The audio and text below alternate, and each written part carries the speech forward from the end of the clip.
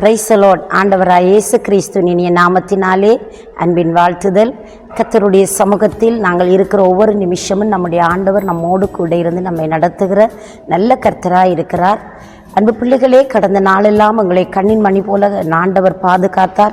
6 மாதங்களும் என் ஆண்டவர் எங்களை பத்திரமாய் பாதுகாத்து சுகத்தோடு பலத்தோடு இந்த வருஷத்தின் அரை ஆண்டை நாங்கள் கழிக்கவும் 7வது மாதத்துக்குள்ளே நாங்கள் பிரவேசிக்கவும் எங்கள் ஆண்டவர் பாராட்டின கிருபைகள் எத்தனை மேலானவைகளாக இருக்கிறது. நம்முடைய வாழ்விலே நாம் சந்தித்த வேதனைகள், நாம் சந்தித்த சோகங்கள், நாம் சந்தித்ததான வியாக்குலங்கள், தனிமைகள், போராட்டங்கள், எல்லா சூழ்நிலையிலும் ஆண்டவர் மட்டும் நம்மோடு இருந்தபடினால் இந்த நாளில் நாங்கள் உயிர் வாழ்கிறோமே. நாங்கள் நின்று கொண்டிருந்து ஒரு செய்த நன்மைகளை நினைத்து பார்க்கிறோம் என்று சொன்னால் அது விவரிக்க முடியாத ஒரு விடயமாய் அமைகிறது. அன்பு பிள்ளைகளே, நீங்கள் 6 மாதம் முழுவதிலும் கடந்து வந்த பாதைகளை சற்று நினைத்து பாருங்கள். எவ்வளவு கண்ணீரின் வழிகளாக இருக்கிறது, எவ்வளவு கவலை நிறைந்ததாக இருக்கிறது, எவ்வளவு தேவை நிறைந்ததாக இருந்திருக்கிறது, எவ்வளவு போராட்டம் நிறைந்ததாக இருக்கிறது, எவ்வளவு நம்முடைய வாழ்க்கையில் தீர முடியாத துன்பங்களை சகித்து கொண்டு கடந்து போன வழிகளாய் கூட இருந்திருக்கலாம். இந்த 6 மாதங்களிலும் நீங்கள் அனுபவித்த அத்தனை காரியங்களை பார்க்கிலும் 7வது மாதம் 1ஆம் தேதியில் நிற்கிற உங்களுக்கு ஆண்டவர் அருமையான ஒரு வாக்குத்தத்தத்தை கொடுத்து உங்களை தைரியப்படுத்த விரும்புகிறார், உங்களை உற்சாகப்படுத்த விரும்புகிறார். உங்களுடைய வாழ்க்கையிலே நீங்கள் சாதிக்க முடியல, எந்த காரியம் பூட்டப்பட்டு இருக்கிறது, எந்த காரியம் மூடப்பட்டு இருக்கிறது, எந்த காரியம் எனக்கு ஒரு விடியலை காண முடியலை என்று சொல்லி ரொம்ப மனசோர்வோடு உட்கார்ந்து கொண்டிருக்கிறீங்களா? தேவனுடைய வார்த்தை இந்த நாளில் உங்களோடு பேச போகிறது. ஆண்டவருடைய வாக்குத்தத்தம் உங்களுடைய வாழ்க்கையில வழிகாட்ட போகிறது. அது ஒரு விடியலை கொண்டு வர போகிறது. இந்த நாளில் நாங்கள் தேவனுடைய வார்த்தையை கேட்க ஆயத்தப்படுவோமா? கர்த்தருடைய சத்தம் உங்களை தைரியப்படுத்த போகிறது, உங்களை உற்சாகப்படுத்த போகிறது, உங்களுக்குள்ளே ஒரு தைரியத்தை கொடுத்து பலத்தோடு கூட எழுந்து முன்னோக்கி செல்லத்தக்கதாய் உங்களை வழிநடத்த போகிறது. அன்பு பிள்ளைகளே, நாங்கள் இந்த நாளிலும் வெளிப்படுத்தின விசேஷம் 3வது அதிகாரம் 8வது வசனம் இப்படி சொல்லுகிறது: இதோ திறந்த வாசலை உனக்கு முன்பதாக வைத்திருக்கிறேன், அதை ஒருவனும் பூட்ட மாட்டான் என்று சொல்லப்படுகிறது. இதோ திறந்த வாசலை உனக்கு முன்பதாக வைத்திருக்கிறேன், அதை ஒருவனும் பூட்ட மாட்டான் என்று ஆண்டவர் அழகான ஒரு வாக்குத்தத்தத்தை இந்த மாசத்திலே உங்களுக்கு கொடுத்திருக்கிறார். 7வது மாதம் 1ஆம் தேதி திறந்த வாசலை உங்களுக்கு தேவன் வைத்திருப்பதாக வாக்களித்திருக்கிறார். எந்த வாசல் பூட்டப்பட்டிருக்கிறது? எந்த நன்மை தடுத்து நிறுத்தப்பட்டிருக்கிறது? எந்த நன்மைகள் இந்த நாள் வரையிலும் அடைக்கப்பட்டு போய் இருக்கிறது? எந்த காரியத்தில் நீங்கள் தோல்வியுற்று போய் நிற்கிறீங்க? ரொம்ப நம்பின மனிதர்கள் எல்லாம் என்னை ஏமாற்றி விட்டார்கள், நான் மிகவும் சோர்ந்து போய்விட்டேன், நான் எழுந்திருக்கவே முடியலை, ஏன் என் ஆண்டவர் என்னை மறந்தாரோ, என்னுடைய நம்பிக்கைகள் எல்லாம் முற்றிலும் அற்றுப்போயிட்டோ என்று சொல்லி ஒரு கேள்விக்குறியோடு கூட இந்த வசனத்தை நீங்கள் கேட்டுக்கொண்டிருக்கலாம். அன்பு பிள்ளைகளே, அவருடைய வசனம் உங்களை தைரியப்படுத்துகிறது. இதோ திறந்த வாசலை உனக்கு முன்பதாக நான் வைத்திருக்கிறேன், அதை ஒருவனும் இனிமேலும் பூட்ட முடியாது, இனிமேலும் அதை அடைத்து வைத்திருக்க முடியாது, இனிமேலும் அதை தடுத்து வைத்திருக்கவும் முடியாது. உன்னுடைய வாழ்க்கையின் ஒரு விடியல் காலம், ஒரு அற்புதம் காலம், ஒரு அதிசயத்தின் நேரம் இந்த நாளிலே உங்களுக்கு வாக்களிக்கப்பட்டிருக்கிறது. தேவன் அதை கொடுத்து அதை நிறைவாக்க போகிறார். அன்பு பிள்ளைகளே, அன்பானவர்களே, நம் ஆண்டவரை நோக்கி பார்க்கிற ஒவ்வொரு பொழுதும் தேவன் நமக்கு ஆச்சரியமானவராய் இருக்கிறார், நமக்கு அற்புதங்களை செய்கிறவராய் இருக்கிறார்.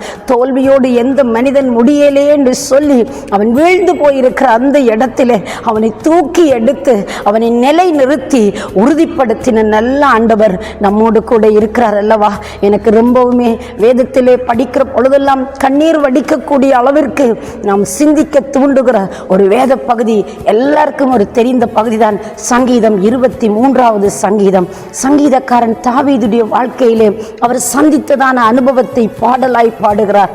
நான் மரண இருளின் பள்ளத்தாக்கில் நடந்தாலும் பொல்லாப்புக்கு பயப்படேன், தேவரீர் என்னோடு கூட இருக்கிறீர், உமது கோலும் உமது தடியும் என்னை தேற்றும் என்பதாக சொல்லுகிறார்.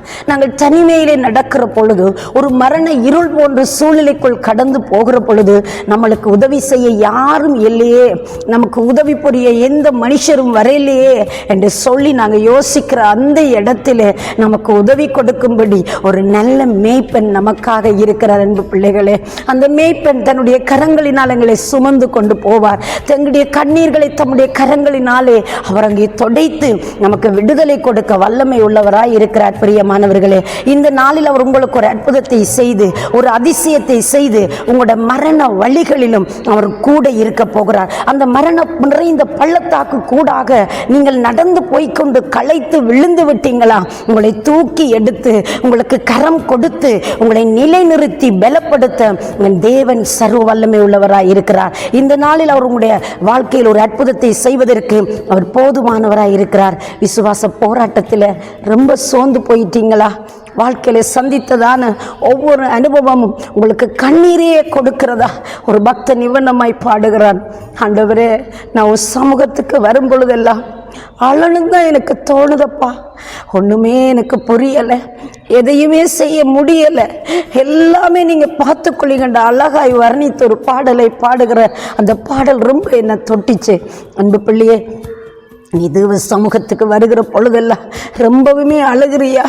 ஒன்றுமே நடக்கலை, இதுவரையும் எனக்கு ஒன்றுமே கிடைக்கல, எல்லா பாதைகளும் ஒரு மூடப்பட்டதை போல எனக்கு தோணுதே, எல்லா வழிகளும் அடைபட்டது போல எனக்கு தெரிகிறது, எனக்கு உதவி செய்ய ஒரு மனிதரை நான் பார்க்கிறேன், யாருமே தென்படையிலேயே.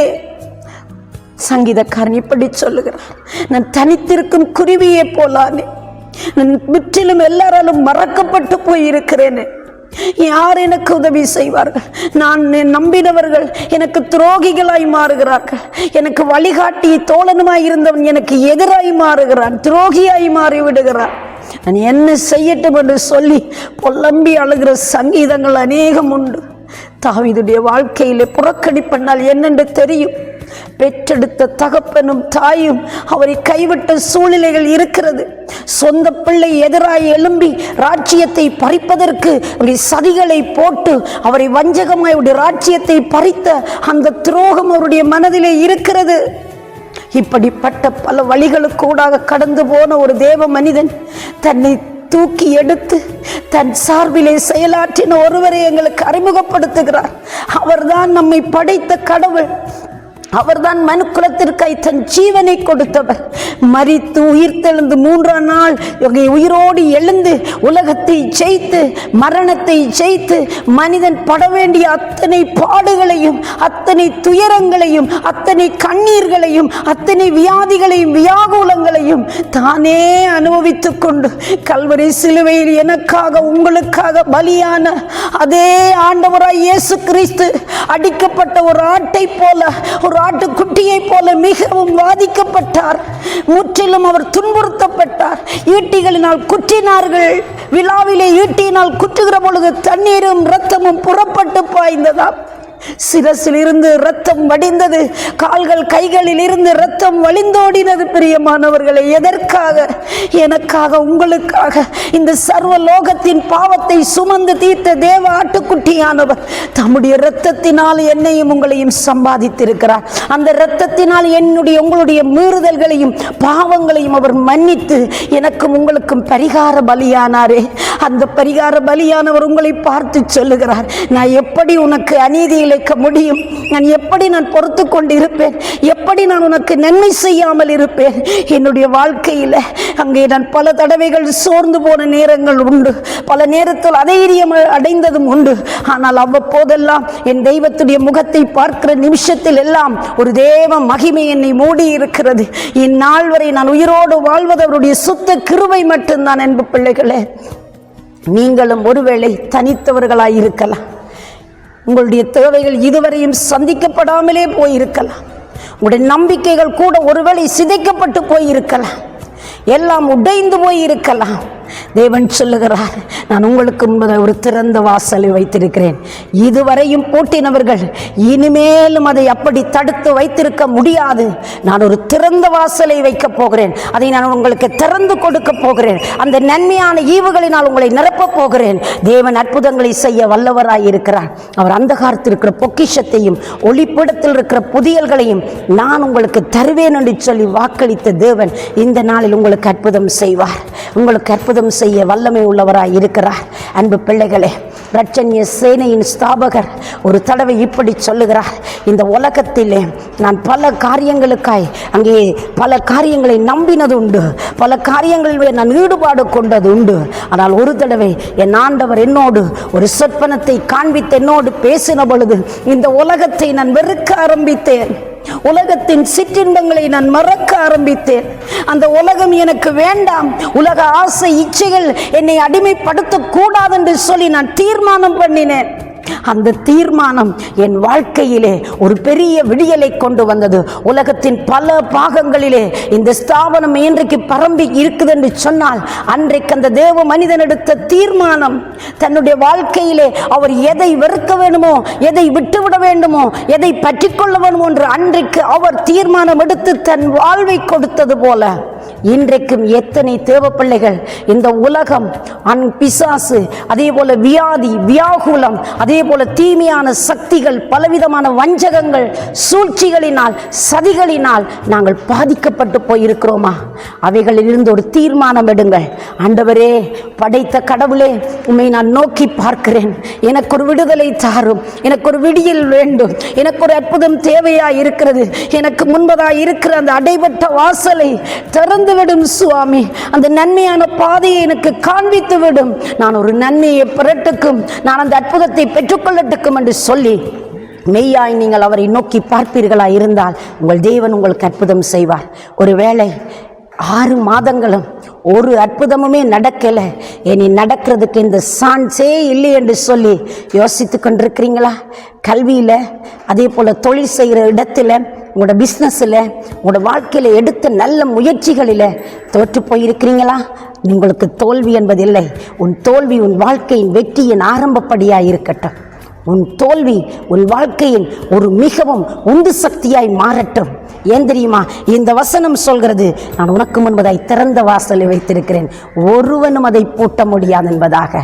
எது பூட்டப்பட்டிருந்ததோ இன்றைக்கு தீர்மானம் பண்ணு, என் ஆண்டவரை நீ திறந்து கொடுப்பதை நான் பெற்றுக்கொள்ள ஆயத்தப்படுகிறேன், நம்பிக்கையோடு இருக்க போகிறேன், விசுவாசத்தோடு அதை பெற்றுக்கொள்ள போகிறேன் என்று சொல்லி நீ தீர்மானம் பண்ணி அறிக்கை பண்ணி ஆண்டவருடைய அற்புதத்தை ருசித்து கொள்ளுங்கள். அன்பு பிள்ளைகளே, ஏமாற்றம், தோல்வி, நிறுக்கப்படுதல், ஒடுக்கப்படுதல், தண்டிக்கப்படுதல், அவமானப்படுதல், தலைகுனிவு எல்லாம் நம்முடைய ஆண்டவருக்கு தெரியுமுங்க. அவர் இந்த பூலோகத்தில் இருந்த நாட்களில் எல்லாம் அவர் ஒருவரையும் புறம்பே தள்ளாதவர். தம்மிடத்தில் தேடி வருகிற யாருக்கும் அவர் துரோகம் பண்ணாமல், தனக்கென்று வாழாமல், நம்மளுக்காகவே வாழ்ந்து நம்மளுக்காக எல்லாவற்றையும் அவர் செய்து முடித்தவர். அவர் தாமே சோதிக்கப்பட்டு பாடுபட்டபடியினால் சோதிக்கப்படுகிறவர்களுக்கு அவர் உதவி செய்ய வல்லவராய் இருக்கிறார் என்று சொல்லப்படுகிறது. உன்மேலே வைத்த திட்டம், உன்மேலே வைத்த தரிசனம், உன்மேலே வைத்த நோக்கம் ஒரு நாளும் அது இல்லாமல் போகாது. உன் தாய் உருவாக முன்னே உன்னை தெரிந்து கொண்ட ஆண்டவர், உன் பெயர் உருவாக இல்லை, ஆனால் அவர் உன்னை தெரிந்து கொண்டிருக்கிறார். அப்படி தெரிந்து கொண்டவர் எப்படி நீ திகைத்து திசை மாறி போக உன்னை விடுவார்? உனக்கு ஒரு புதிய பாதையை காண்பிப்பார், உனக்கு முன்பதாய் ஒரு திறந்த வாசலை வைப்பார். நீ அதன் வழியாய் பிரவேசிப்பாய், அந்த நன்மையை கண்டடைவாய். நித்திய ஜீவனாகிய அந்த தெய்வம், அந்த நித்திய ஜீவனுக்குள்ளாய் நம்மை நடத்தி கொண்டு போகிறவர், அநித்தியமான இந்த உலகத்தை வெறுத்து வாழும்படி நமக்கு அனுக்கிரகம் செய்கிற அந்த கடவுள் இந்த காலை நேரத்திலே உங்களுக்கு ஒரு புதிய பலனை கொடுத்து மிகுதியாய் வரப்போற நாட்களிலே தேவனுடைய அற்புதத்தை காணும்படி உங்களை நடத்த அவர் சர்வ வல்லவராய் இருக்கிறார். இந்த உலகத்தில் இருக்கிற ஒவ்வொரு சிருஷ்டிகளும் அவருடைய கைவண்ணங்களாயிருக்கிறது. அவர் நம்மை உருவாக்கினவர், நமக்கு எப்பொழுதுமே ஆசீர்வாதத்தை கொடுத்து நம்முடைய வாழ்க்கையில் விடுதலையை, அற்புதத்தை, அதிசயத்தை செய்து மகிமைப்படுத்த அவர் வல்லவராயிருக்கிறார். இந்த நாளில் எந்த சோர்வாக இருந்தாலும் எல்லாத்தையும் தூக்கி வீசுங்க, எல்லா பலவீனங்களையும் அங்கே மேற்கொள்வேன் என்ற ஒரு தைரியம் கொள்ளுங்க. ஆண்டவர் எனக்காக எல்லாவற்றையும் செய்து முடித்து விட்டார் என்று சொல்லப்படுகிறது. கல்வரியிலே நீங்கள் பட வேண்டிய அத்தனை வேதனைகளையும், அத்தனை துக்கங்களையும், அத்தனை வியாகுலங்களையும், அத்தனை காரியங்களையும் அவர் செய்து முடித்து விட்டாருங்க. மகிழ்ச்சியாயிருங்க, சந்தோஷமாயிருங்க. தகப்பனுக்கு தாயும் உங்களை கைவிட்டுட்டாங்களா? உங்களை விசாரிக்கிறதே இல்லையா? கவலைப்படாதீங்க. உங்களுக்கு நமக்கு ஒரு நல்ல தகப்பன் இருக்கிறார், ஒரு நன்மை செய்கிற தெய்வம் இருக்கிறார். அவரை நோக்கி பார்க்குறீங்களா? தம்பி தங்கச்சி, எந்த பயத்தினா நீ மனம் அடிஞ்சு போயிருக்கிற, எந்த மனுஷனை நம்பி நீ ஏமாந்து போயிருக்கிற, அதனால நீ தற்கொலை செய்ய வேண்டும் என்ற ஒரு முடிவெடுத்தாயோ, இந்த நாள் உன் முடிவு மாறட்டுக்கும். உன் தேவன் உனக்கு ஒரு நன்மையை உண்டாக்கும்படி, ஒரு திறந்த வாசலை வைத்து உன்னை கனப்படுத்தும்படி அவர் அற்புதராக இருக்கிறார். கடன் தொல்லை ஒரு பக்கம், கஷ்டம் இன்னொரு பக்கம், நெருக்கம் இன்னொரு பக்கம், தேவைகள் சந்திக்க முடியாமல் திகைத்து கொண்டிருக்கிறது இன்னொரு பக்கம், நெருக்கடி. இப்படி 4 பக்கமும் நீங்க நெருக்கப்பட்டு கொண்டிருக்கிறீங்களா?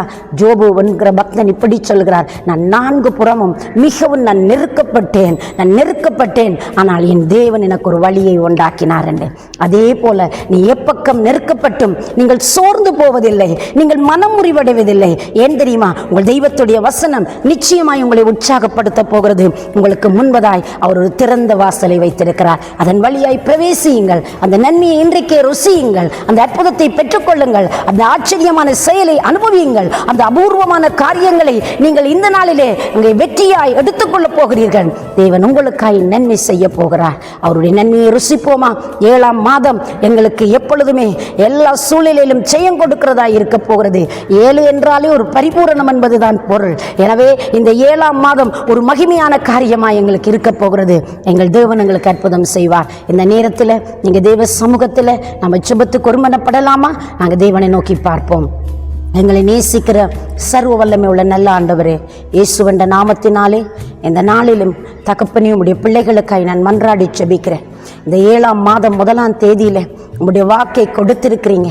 வாக்கு தந்ததில் முரண்பாடு இல்லாதவர், வாக்கு கொடுத்ததை நிறைவேற்றுகிற தேவனே, இந்த நாளிலும் திறந்த வாசலை வைத்திருக்கிறேன் என்று சொன்னவரே, உங்களுடைய பிள்ளைகளுக்கு ஒரு அற்புதம் செய்யும். ஒரு புதிய வாசலை தரவுங்க, ஒரு நன்மையான வாசலை தரவுங்க, ஒரு அற்புதமான செயலை ஆண்டவரை காண்பீங்க. உங்களுடைய பிள்ளைகள் ஆண்டவரே எந்த இடத்திலே தோற்று போனார்களோ, எந்த இடத்திலே தலை குனிந்தார்களோ, அந்த இடத்திலே எழுந்து நிற்கும்படி உங்களுடைய அற்புத கரம் உங்களுடைய பிள்ளைகளோடு இருக்கட்டும். நீங்கள் ஆசீர்வதித்து இவர்களை கனம் பண்ணி காக்கும்படி உங்களுடைய கரங்களுக்குள்ள முழுவதும் தந்து இயேசுவின் நாமத்திலே தாழ்மையோடு ஜெபிக்கிறேன் ஜீவனுள்ள நல்ல பிதாவே, ஆமேன் ஆமேன்.